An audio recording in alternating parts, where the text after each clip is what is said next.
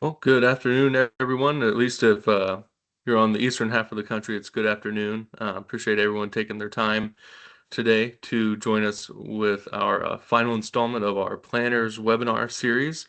This one on decommissioning and recycling. We have two amazing presenters with us today. For those of you not familiar with myself or with the center, my name is Josh Bain, Midwest Director here with the Center for Energy Education. C4EE is a 501c3 nonprofit. We're headquartered in North Carolina, but we have a presence in many states.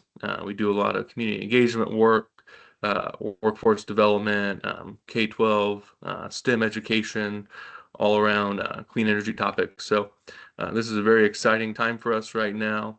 Our first presenter is going to be John Livingston. He's a very close friend of the center, given that he is actually on our board. He's an energy attorney with Kilpatrick, so I'll turn it over to him first. Then our second presenter is going to be Garrett Powell with solarpanelrecycling.com. So I'll turn it over to John, and we can get going here. As you'll see up at the top, there's a Q&A little tab. You can feel free to put any questions in there, and we have about 15 minutes saved at the end of the hour here to go over any questions you might have. But looking forward to this. Thanks again for coming, and I'll turn it over to John. Thanks, Josh. Good afternoon, everyone. I'm going to share my screen here. So that should be showing you our PowerPoint slides. Unfortunately, these are going to be pretty text dense and text heavy because it goes through the statutes and the regulations, but I tried to throw in a couple pictures where I could to help lighten things a bit. But I will go through the decommissioning aspect and starting just touching briefly just generally on decommissioning, then some of the statutory history of where statewide laws have come from on this, and then the recently enacted regulations through DEQ that have recently become final regulations that really set out the current playing field with respect to the legal rules around decommissioning as well as financial assurance for that decommissioning, and then touch a little bit on how that ties into local approvals and local ordinances. And so we'll go ahead and get started. And hopefully everyone can see the PowerPoint. And then here's my bio that marketing makes me include to improve that I am a lawyer, so you can listen to me. And I have the requisite beard for anyone in the solar industry. As you might see, it's quite prevalent. So we'll start with decommissioning. So what is decommissioning? It's just generally that a solar farm is deconstructed, removed, and the land is made ready for redevelopment or return to its original use. So you'll typically have a decommissioning plan, or the lease will set out, these requirements. And generally, you're going from a, field that looks like this with a bunch of solar panels and roads in it, and you want to get back to a field like this that's ready for crops or whatever the next use will be. And the process of going through that is decommissioning, and the laws are there to make sure it's done in an orderly manner. And then items are recycled where practicable. So that's built into the laws. And so we'll touch on that. And then Garrett will go into kind of the specifics of that recycling. So what is the history of regulating decommissioning in North Carolina? And really it was handled on a county by county, municipality by municipality basis while solar was first being developed within the state. And the first legislative action on this was in 2019. And that started by requiring reports from the Department of Environmental Quality. They also had the Environmental Management Commission involved. And they used regulatory organizations went out, they created reports that were very thick, very heavy with science, and they went back to the legislature.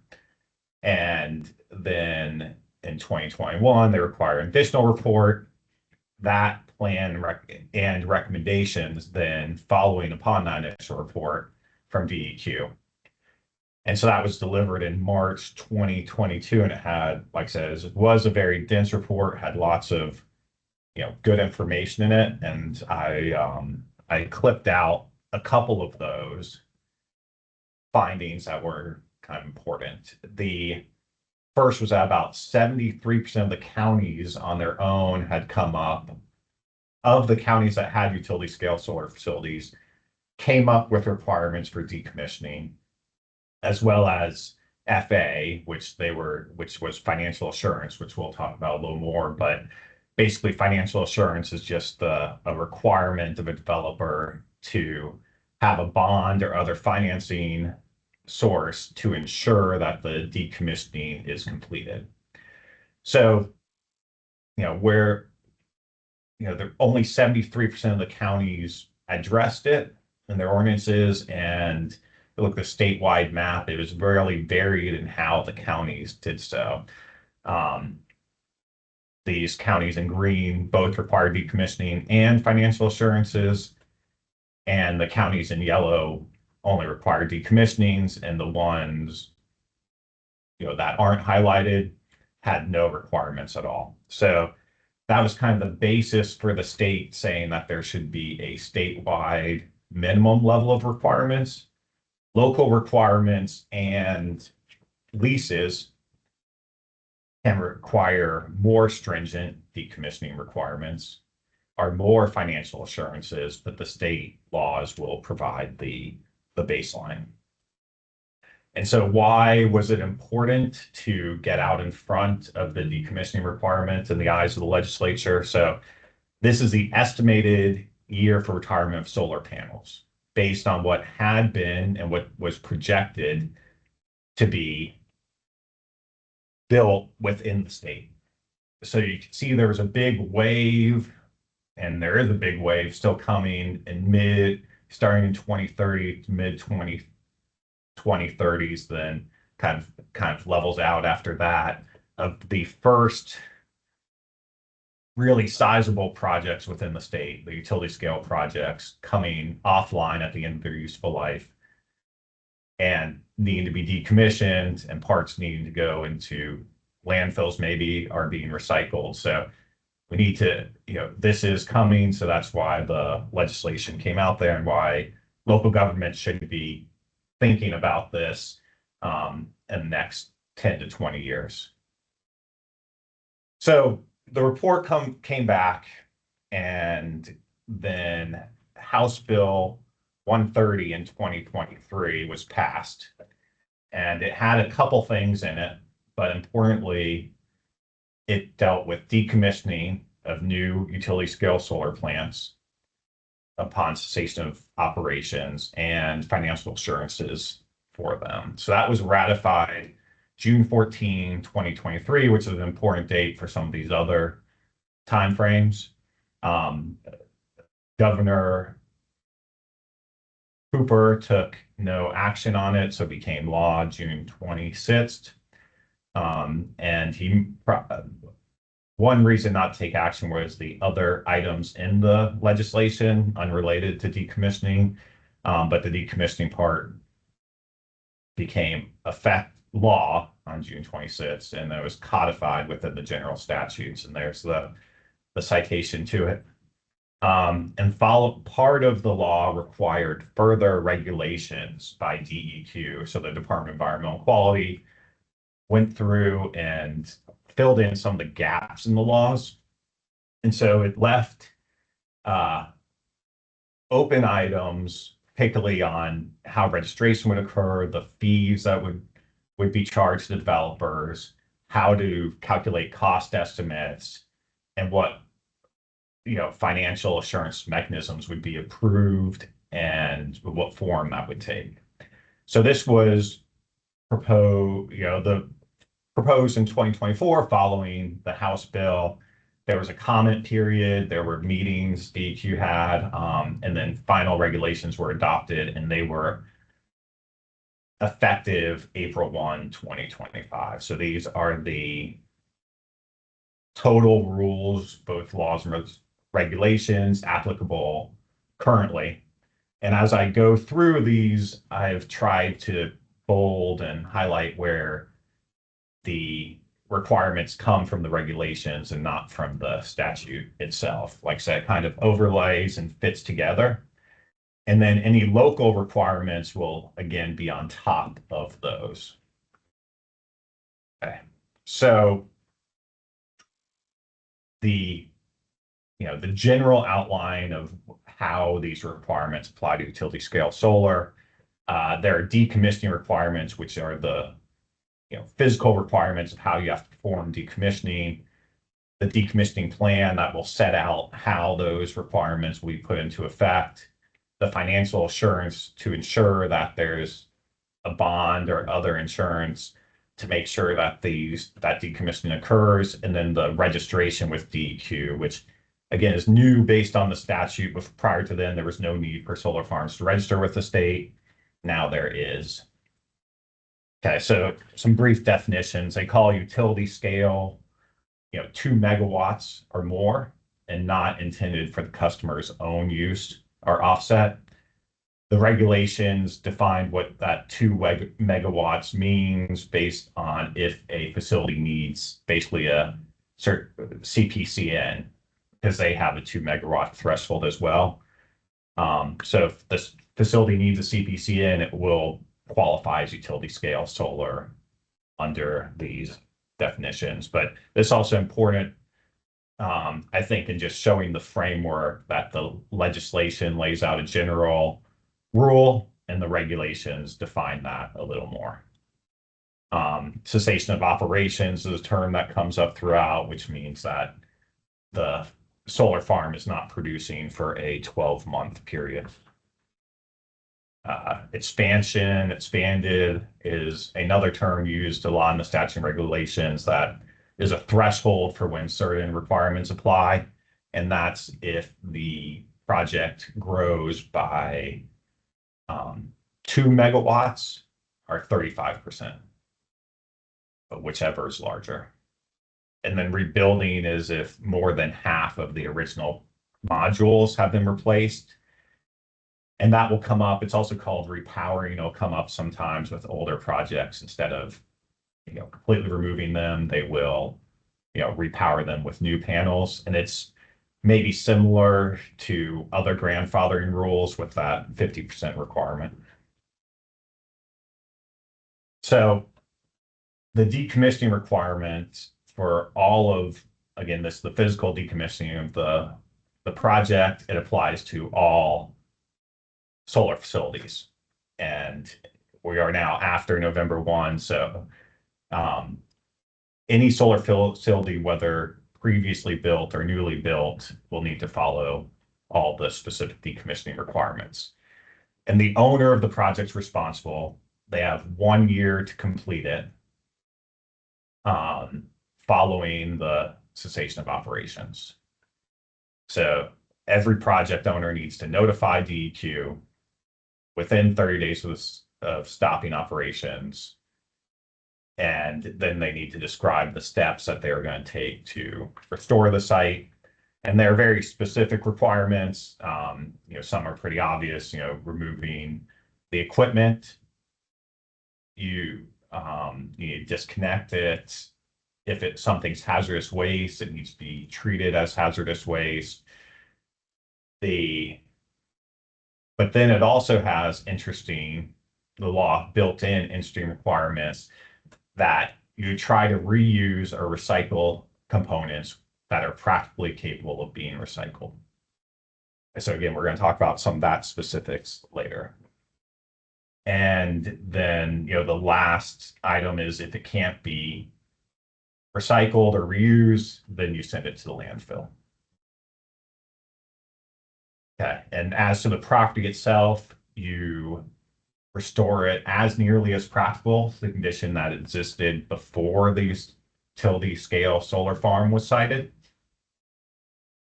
unless there is an agreement with the landowner. And a copy of that agreement needs to be provided to DEQ prior to decommissioning to prove that that is the agreed upon alternate state. And the other thing is to note is in the statute, it's the restoration standard is as nearly as practical, which is inherently subjective and can be a source of dispute. And so the condition of the property, leave it and otherwise need to be in compliance with law. There's minor note that if there were trees that were cleared, you can reforest it and don't need to wait till the trees grow completely back.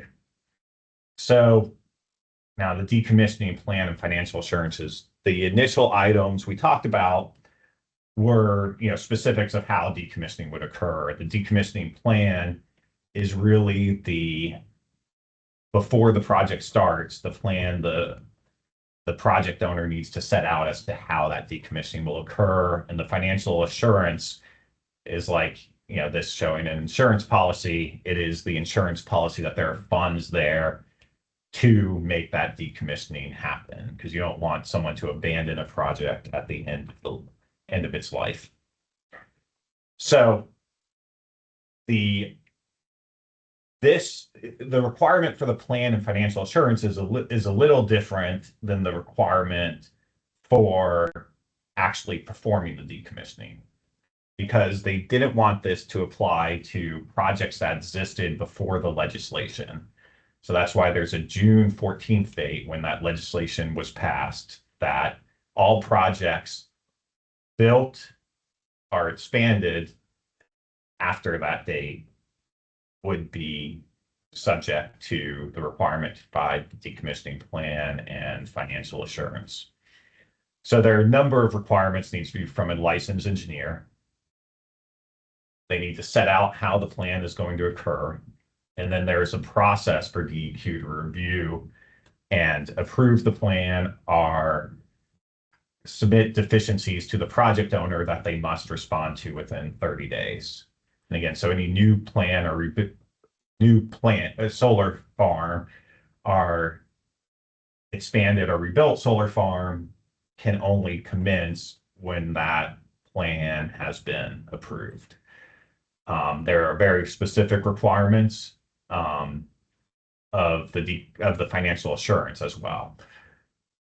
And those we'll touch on some of those, but again, there's the same process of the project owner submitting that financial assurance mechanism, getting approved by DEQ, addressing any deficiencies, and then that all occurring before the commencement of any construction, rebuilding, or expansion of the project.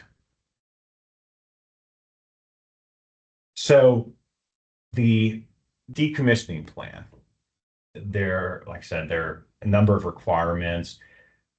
I have slides on them, not going to go through all of them, but they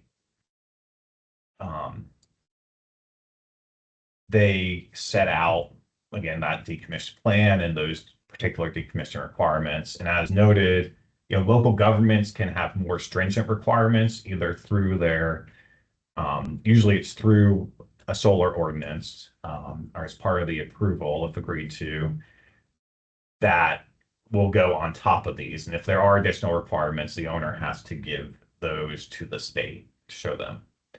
And each parcel, there's basic identifying information that will be submitted for each parcel.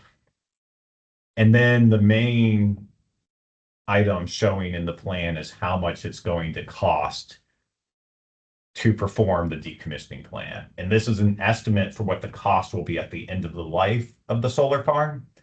So it's a bit of an estimate of what that cost will be in the future, as well as what salvage value will be in the future. And that was a big point of contention during the legislative process, which is why it got pushed to the regulations. But the regulations set out kind of these specific items you need to include in that projected costs.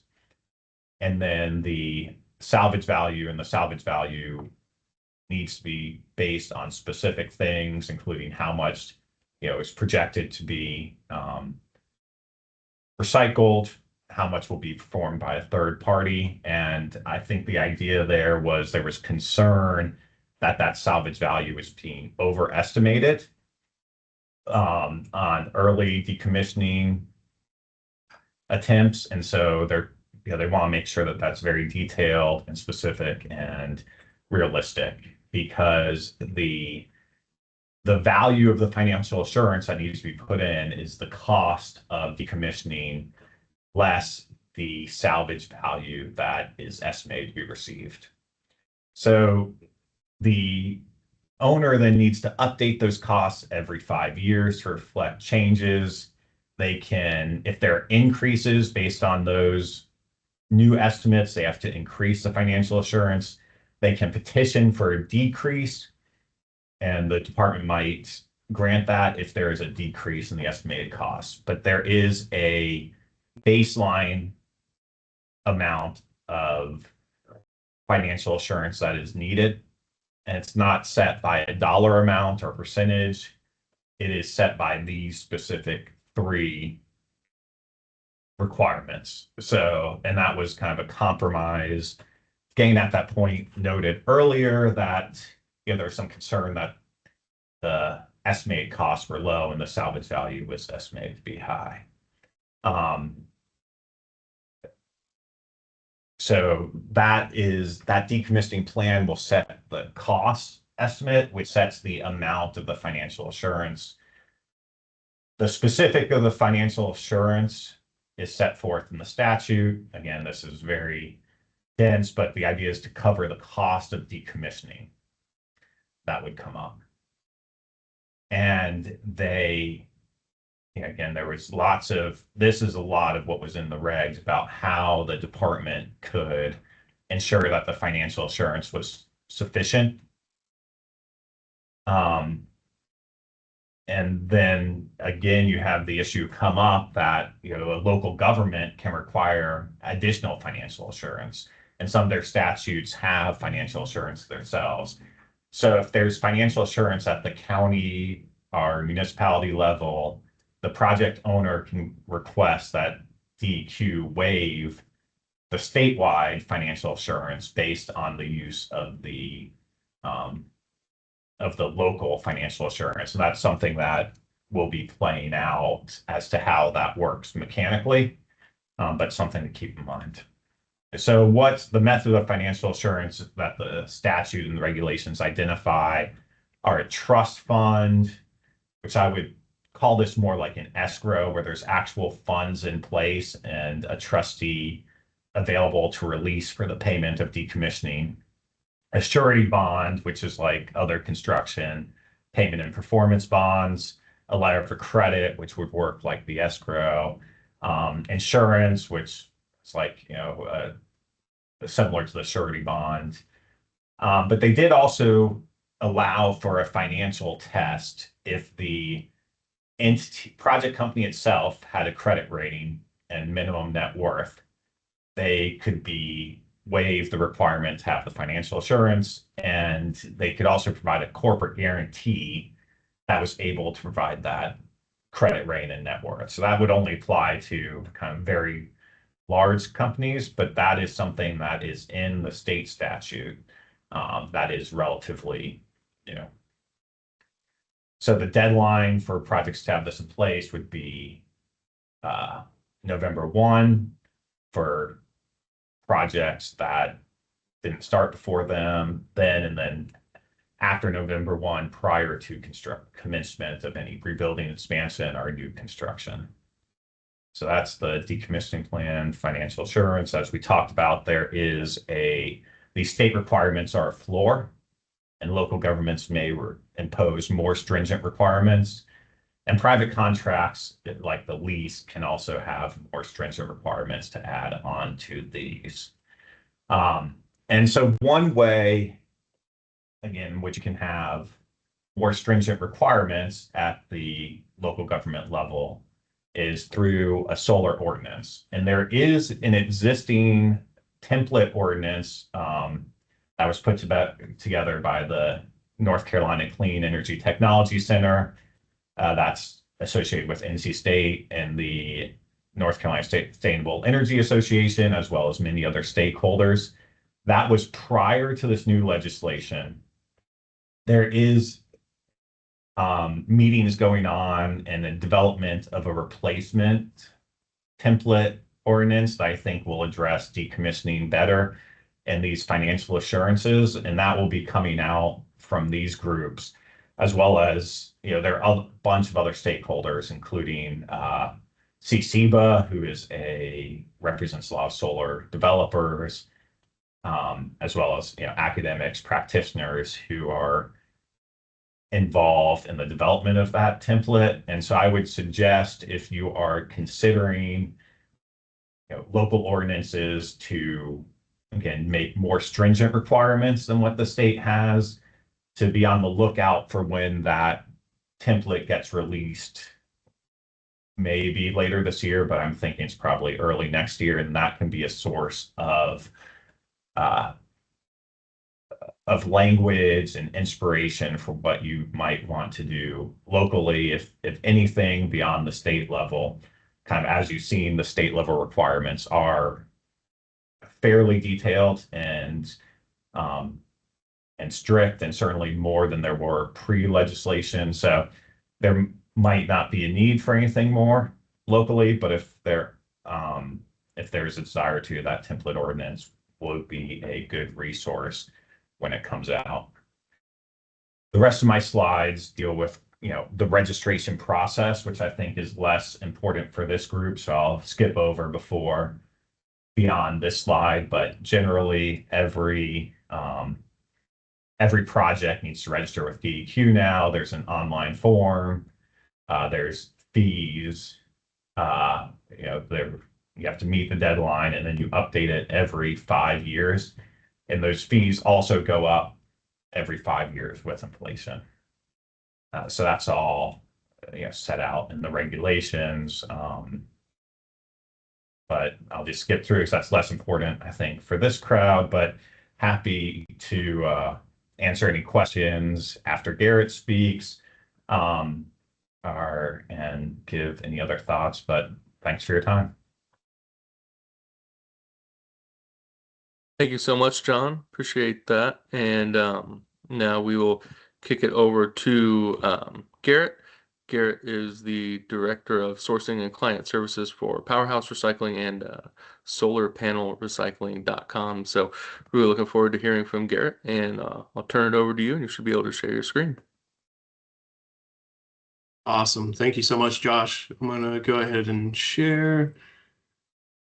Hopefully everybody's now seeing the slideshow on their end.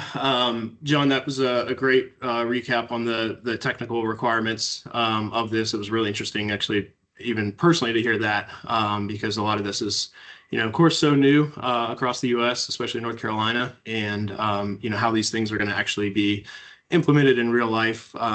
Since most of it's not really happening yet, it's going to be really interesting to watch. As Josh said, my name is Garrett Powell. I'm the Director of Sourcing and Client Services at SPR, which is our renewables division. We were recently rebranded from SolarPanelRecycling.com. And we are a spin-off of Powerhouse Recycling, which is a certified electronics recycler based here in Salisbury, North Carolina. Powerhouse has been established since 2008. I've been fortunate to be a part of Powerhouse since 2015, so going on almost 11 years in the recycling industry, and really excited to share the information with you today. And it's been really fun on the recycling side, being a part of the solar recycling part of our business, which we really started talking about in 2018. So I'll start with giving you a little bit of a background on us as a company. What is a recycler in North Carolina doing, being a pioneer in solar panel recycling across the U.S. And then we'll get into the specifics more so through the lens of a recycler in terms of some of the decommissioning that happens at the sites, what that looks like, what type of equipment's coming out, and then ultimately what kind of markets available for this equipment, and how we kind of envision that all happening. So we'll start again with a background on us as an organization. Again, Powerhouse Recycling is essentially our parent company. Certified electronics recycler has been established for a little over 17 years. Powerhouse is one of the highest certified electronics recyclers in the U.S. We processed over 60 million pounds of electronics every year. We have 3 state contracts: North Carolina, Virginia, and Kentucky. So we do a lot of work throughout the region, but also throughout the entire U.S. So we've been recycling, equipment like computers and servers and, monitors, printers, anything kind of IT related or industrial electronic related, again, for the better part of 17 years. And in 2018, actually, a utility customer actually approached us and really recognized at the time in 2018 there was essentially no solar panel recycling industry whatsoever.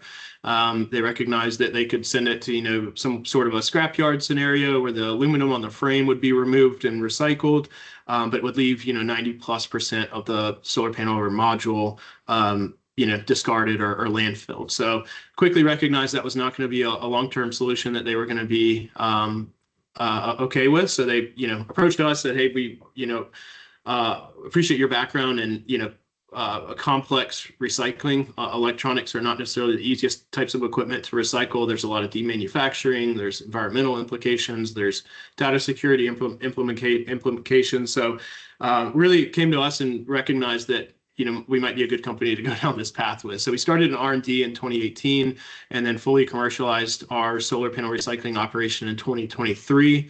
Part of that was an investment in a dedicated recycling line in North Carolina.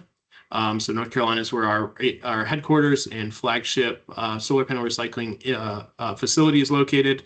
We've got a partner facility in Atlanta, Georgia, and then we've got another standalone facility in Texas. So combined with those 3 locations where we receive and process solar panels, we're actually the largest solar panel recycler actually in the U.S. With the greatest number of locations.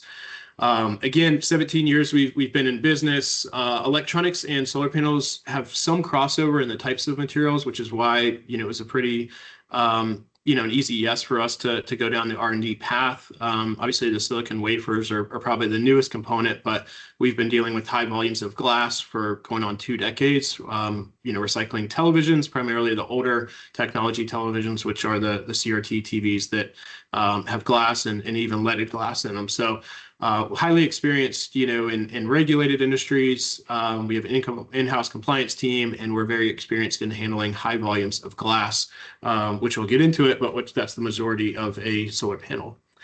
We've got a little over 200 employees. We do everything from, decommissioning of a site, recycling, reuse, all of that is done in-house. And again, we're one of the early pioneers in solar panel recycling, having commercialized in 2023, and one of the only recyclers actually on the East Coast, as you can imagine.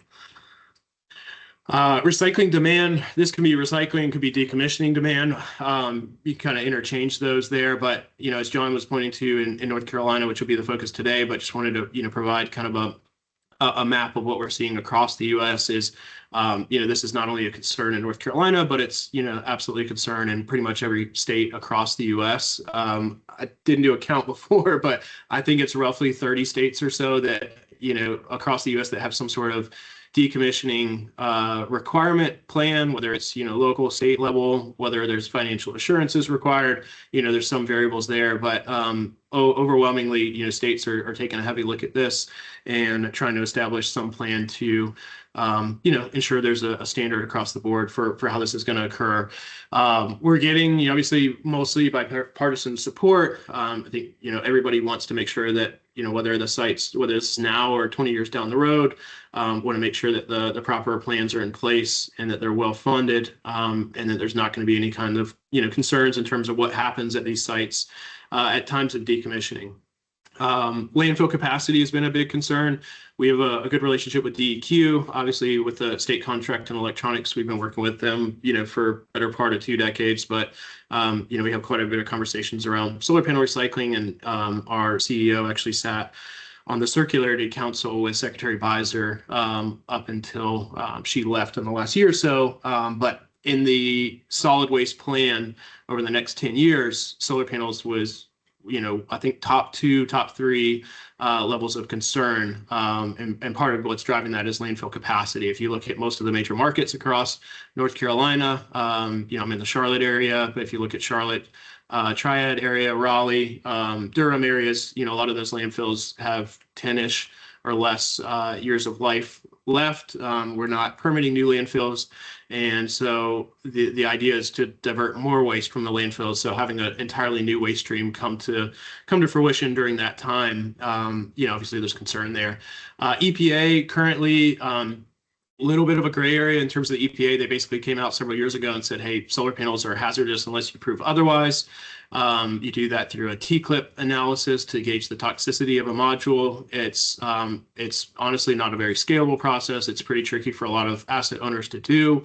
So the EPA is looking at moving that to universal waste, which will encourage recycling substantially and make it really easy for the generators to do that. We were hoping for some information on that this year, but it looks like it's moved on again to be reviewed again next year. So that would obviously help on the recycling side, decommissioning side, and then SEIA, which is a national association that is the largest for renewable energy in the U.S. They have been working on a national PV recycling program to institutionalize some sort of standard in terms of the recycling of modules and make sure that's done correctly as well. John talked about it, North Carolina, obviously that scale is the same, across the world. You can kind of see the forecasted volumes for solar panels that are anticipated to hit the waste or recycling stream. It's significant. I mean, you're talking about hundreds of millions, if not billions of pounds of material. Again, I'm talking about that like the US scale. So not just in North Carolina, but I think the DEQ's estimated there's, 20 or 30 million solar panels across North Carolina. So pretty significant, potential waste stream in North Carolina if the right infrastructure is not, established prior. One of the things that's been really interesting for us to kind of see the average lifespan. I'm giving you these figures on more of the commercial utility scale. So I always caution people on the residential side, we don't necessarily see these same figures. It seems like a lot of the residential projects seem to stay up or last or what have you for much longer. I think a lot of that's driven by the economics. When you get into the utility side of it, it's that site is a business, right? So there's a lot more economics at play. So this was an estimate that was put together by NREL, National Renewable Energy Laboratory. They're a wonderful source of information. They've done quite a bit of research on solar panel recycling. And I forgot to mention too, but John just did, but on my previous slide, that map for the decommissioning that's happening across the US, or the decommissioning plans, was put together by the North Carolina Clean Energy Technology Center. Wonderful resource here in North Carolina. So I definitely encourage you to look into that. They've got a lot of tools and a lot of resources that they've put a lot of time into, and the entire industry uses them as a resource. I actually see them speak quite often at national trade shows. So again, really great organization right here in North Carolina that can be a resource. But really the summary here is, at least at the utility scale, we're seeing a shorter lifespan than, the estimated 25 to 30 years that's being put out there. I think, some of the data that we're seeing today is a little bit skewed because it's still early, right? I think as more time goes on, I think we'll see this lifespan, expand. But one thing that's driving a lot of this right now is the technology is moving so quickly that we're already in conversations, not specifically North Carolina, but other areas of the country, on repower projects that are, a million plus panels at one site. And again, that's on the utility side where the economics are a little bit different. They may be trying to, pull equipment that's not performing how it should. They may be trying to get tax credits before those, dissolve at the federal level. So there's a lot of different, levers that are, kind of playing into that. But overall, the one thing I'll just mention is that we're just not seeing, across the board in every case that these projects are going to be, 25, 30-year projects. Obviously, when you're, from a recycling standpoint, from a, equipment removal standpoint, one of the main things to consider if you're talking about decommissioning a site is what are we decommissioning? What actually needs to be, pulled from the location, decommissioned, and then, of course, removed. So just wanted to quickly highlight, the core components of a solar site for anybody that's not aware. Obviously, solar panels are a key component of that. A utility scale site, it's not uncommon that there's 100,000 to, we have some customers that have 1.8 million solar panels on one site that's, 6,000 acres. So these sites can be, 2 megawatts. They can be significantly, larger than that. You're going to have inverters, you're going to have racking and mounting, and then you're going to, of course, have transformers. Some of the supporting infrastructure that you'll find at a solar site that could be included in the decommissioning scope is grid connection, right? Is there a substation? Is there, main connection line? So obviously some coordination with the utility if the site is not owned by the utility themselves. Access roads and drainage, right? If we're talking about returning a site to its original condition, these are all things that would have to be considered in the scope. Security, fencing, and then of course the civil and electrical components of it too. So these are, rather complex projects. A lot of these sites that we see the site plans for, a lot of the sites are very different, right? So you need a lot of experts to come into the room together to really formalize a plan here. The actual decommissioning itself, the scope is, obviously the number one line. What are we actually doing at the site? As John alluded to, we're seeing quite a bit of, a difference in terms of the approach from asset owners. I think you'll absolutely see scenarios where a site makes it, whatever that number is, 15, 20, 25, 30 years with the original equipment on that site and then gets decommissioned. But one thing that we're seeing quite often right now, and John alluded to it as well, is called a repower. So an asset owner may have a location, they've already got a PPA or the power purchase agreement in place. However, there's a number of reasons that they may want to upgrade that site. The technology for solar panels has moved so quickly that, I would say if we're looking at projects that have 8 to 10 year modules on them, they might be 225 to 250 watt solar panels. That means the output of that solar panel is going to be, 250 watts. New technology, it's not uncommon that we're seeing minimum 550 watts to we're looking at a site right now that's the panels are 660 watts that were broken and being removed. So you kind of think about that again, going back to the economics, considering that the site is a business.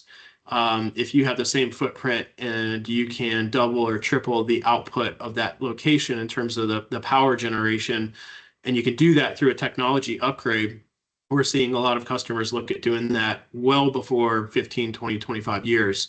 In some cases, we're seeing that with projects that are 6, 7, 8, 9 years old. And so I think you'll see a lot of that come up in the next, especially for the next 2, 3, 4 years, where there's, some federal tax incentives that are, falling off. A lot of asset owners are really looking at those projects that might not be as old as you would think and thinking of how they can reposition those projects to be more profitable. So scope obviously is going to be incredibly important. Permitting, again, what's the scope? The permitting is going to kind of rely on that as a full construction permit. Or is there some, like sub permits that need to be pulled specific to the work that needs to be done? These projects are very labor intensive. Again, they can be pretty technical as well.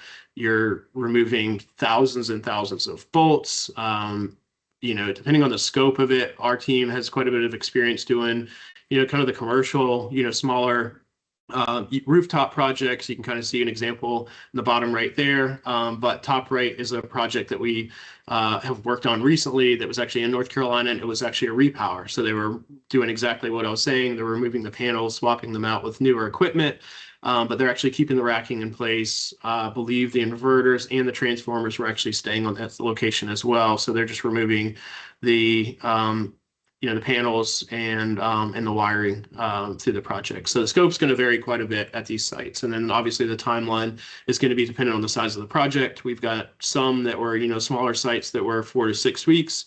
We're looking at larger projects that could be, year-long efforts.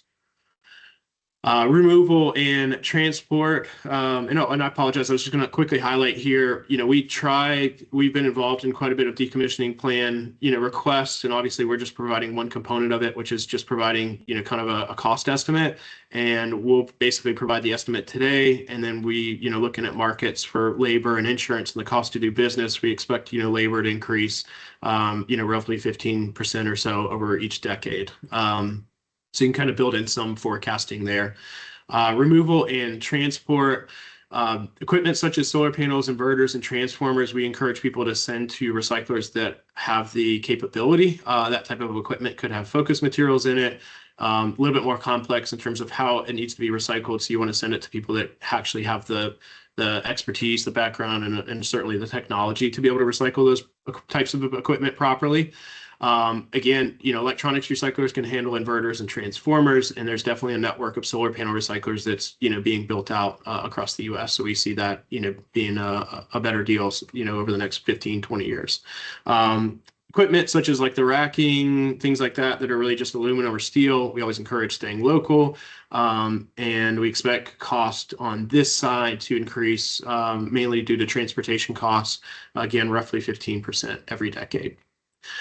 In terms of options for US end-of-life solar, and I'm going to talk about this because I'll try to gloss over it as much as possible. This is the world that I live in all day, every day. So it's easy for me to get, kind of in the weeds here. But, we are, of course, a recycler of solar panels.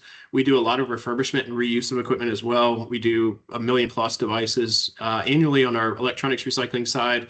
Devices that we bring in-house can, repurpose and reuse in its existing condition, not for the component or commodity level of it. But for solar panels, it's a way more challenging environment, and I'll get into that a little bit. So basically, here's some high-level options in terms of what you can do with end-of-life equipment from a solar site.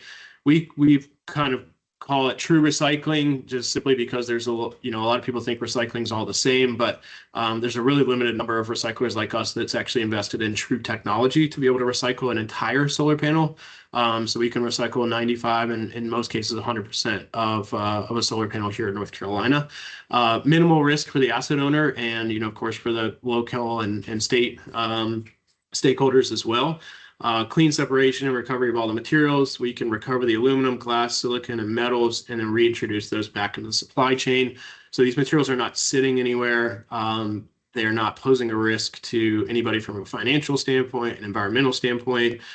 These materials come through our facility. The solar panels are broken down through a mechanical processing line. And then again, we have products that we can take to market and do that actually have a use, right? So that it continues to keep those materials moving, so there's no stockpiling of materials. The next stage that we see quite frequently is what we call incomplete recycling, where a lot of recyclers will again just remove that low-hanging fruit, which is the aluminum frame. This leaves 90% of the solar panel either being landfilled or basically just being managed improperly. One of the things that's that we've been active on with the decommissioning plans, and why we've been so involved in it, is a lot of states, and I think North Carolina kind of had this intent as well, is versus doing some sort of outright landfill ban for solar panels. I think they're trying to build in those safeguards for how discarded panels are handled, and doing that through the decommissioning plan. So that it looks like they've recommended pretty heavily that if it can be recycled, it should be recycled. And again, that's just removing a lot of the risk for everybody involved. So we would consider incomplete recycling to be high risk. We also consider in high volume reuse to be high risk, and I'll get into those more details as well. But we're seeing most of those just being shipped overseas with no real business case for the actual use of the panels.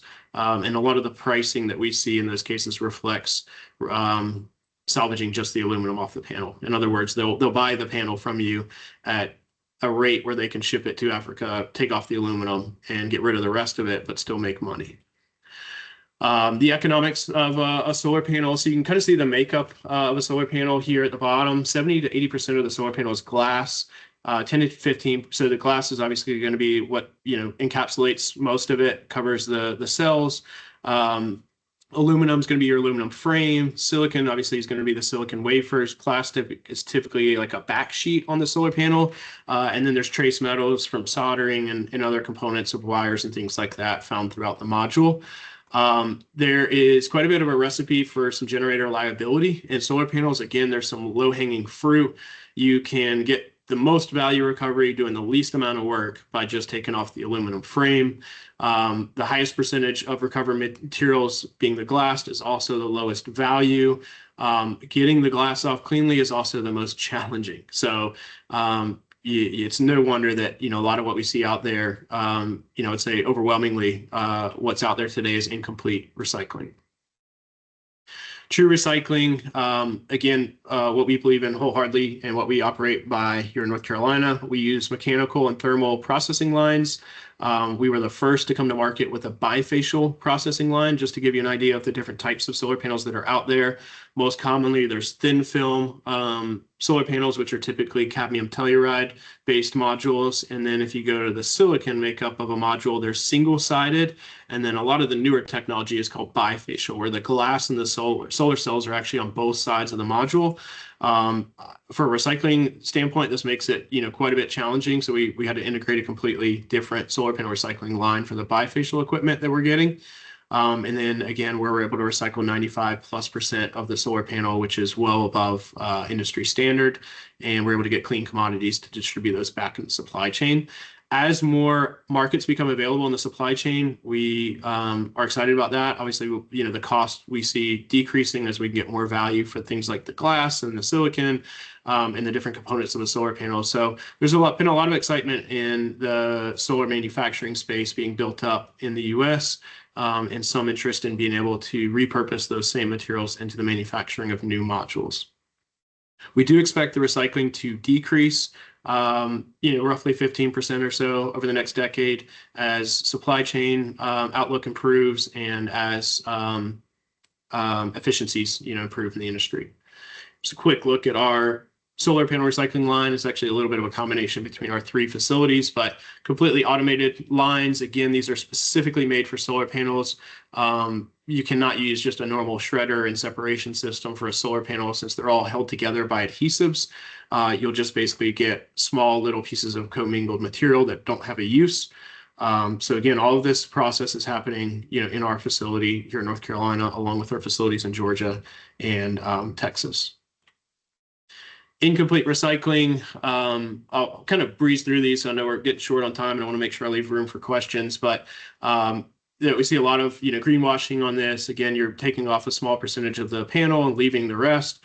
To your right on the screen is a facility in Houston that was actually left to the landlord with I think it was 600,000 or so panels on site. This is an exact scenario that I'm explaining. This is somebody that basically just took off the aluminum frame off 600,000 panels and left them in a facility. So now this is a huge cost to clean up for this landlord. This is all negative valued equipment. A solar panel costs money to recycle even with the aluminum recovery from the frame. Once you remove that, now you've made it even more expensive, more challenging to recycle. So this is just one of what we expect many to come, where people are just dumping at sites to get the aluminum recovery. Quickly talking about, the reuse market, really not established for volume. We're seeing a lot of aluminum harvesting schemes happening in Africa and Southeast Asia, where, companies will say, hey, we'll buy your solar panels, we'll pay you 40 cents per panel. They'll bring them in containers. They're just going to take off the aluminum, dump the rest, and make their money on the aluminum. So when we get a lot of asset owners that, really push on the reuse component of it. But this is, the reality, of the market is it's a very challenging market to try to propose any kind of reuse and volume. Solar, they're also, very challenging to transport. They're fragile, you name it. And then, of course, China is pumping out new panels so cheaply that it makes it impossible to bring a panel in-house, clean it, test it, completely refurbish it, replace any parts, and then try to take that panel back to market. There's just no interest whatsoever. So again, just showing, kind of the amount of exports coming from China. Again, they're pushing out these panels like crazy, and then we're seeing a lot of issues being able to repurpose modules in other areas, especially if there's any consideration to, hook those modules back into some other grid. Just not seeing that there's any kind of, certification that would allow that. Domestic reuse, here's just a quick graph from Energy Bin, which is one of the largest marketplaces for panels. A lot of what they are repurposing or reselling is the excess, or kind of overstock panels and newer technology. You can see on the graph, used modules made up 5% of the market. I think in 2022, it was 9%. So while more and more panels are hitting the reuse or waste stream, the number that are actually going to reuse is significantly smaller. And again, there's just so many challenges with it. Panels start to fail once you pull them offsite. Handling them is incredibly expensive if you're trying to repurpose them. They're mostly glass. And so just lots of issues we're seeing, on the reuse side of modules. And that is it. That's all I got for you. Look forward to hearing any questions you might have. Well, yes, thank you, Garrett. Looks like we do have a few questions here in the chat. Look, first one's for you, Garrett. Could you share what types and brands of solar panels your facility is able to recycle? They're particularly interested in understanding whether you accept modules that contain heavy metals, such as cadmium-based panels, since those require different handling protocols. Yep, that's a great question. We get that one a lot. Unfortunately, we have in the last 9 months or so, we made an upgrade to our system, which upgraded all of our silicon-based processing, but did make it a little bit more challenging to recycle what we see most common is the First Solar technology, or the cadmium telluride thin film modules.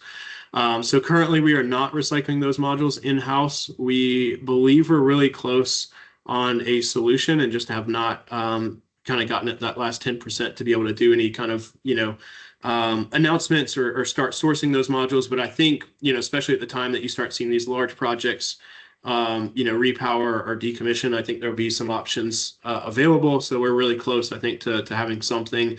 And then the one thing I would say on that, which a lot of our customers utilize today, is First Solar is the only company in the US to have their own recycling operation in-house.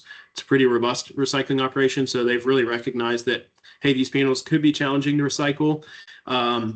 And so a lot of customers that we know that are large, utility scale customers use actually First Solar to recycle their own panels.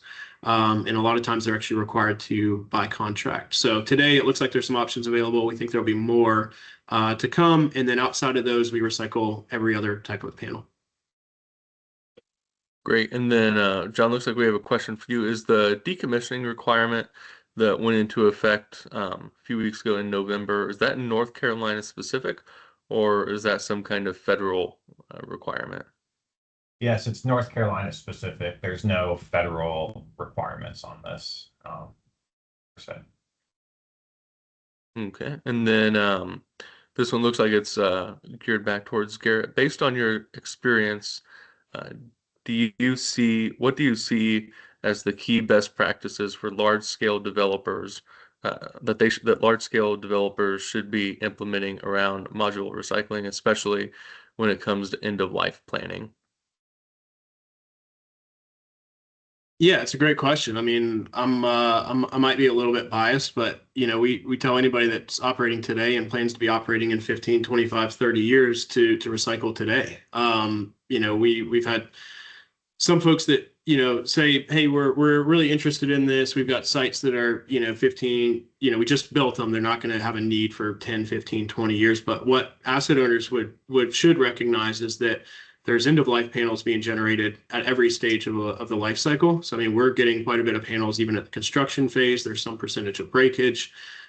We get, from O&M, there's just some percentage of breakage. So, I think it benefits those asset owners that are getting ahead of it. Whether it's, you're trying to get a new project permitted and you're getting pushback at the local level in terms of what's going to happen. I think the best argument that you can make is hey, we're doing it today. We did it last week for a site that's already operational. Here's our recycling certificate. And then, in terms of, the future, these things are really tough. I mean, the overarching theme of it is nobody has a crystal ball. These decommissioning plans are really hard to forecast, but I would encourage people to, establish relationships with recyclers that are transparent, and will give them the truth. And, I think they'll find that, the real recycling folks out there will truly operate as a partner, and try to understand their business the best they can, and offer them, transparent advice that's real and helpful. So hope that helps.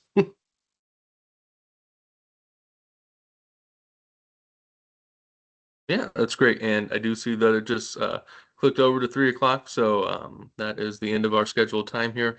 Really appreciate the time, Garrett and John, your service here. And if anyone has any other questions, feel free to reach out to us. You all have our contact information from the invitation here to the webinar. And again, this is the last and final installment of our planner series. So want to give a big shout out and thanks to James from App State University, James Sharp, who has been our partner throughout this process. So again, appreciate the time, and everyone have a great rest of your day. Thank you. Thanks, everybody. Thank you. Bye.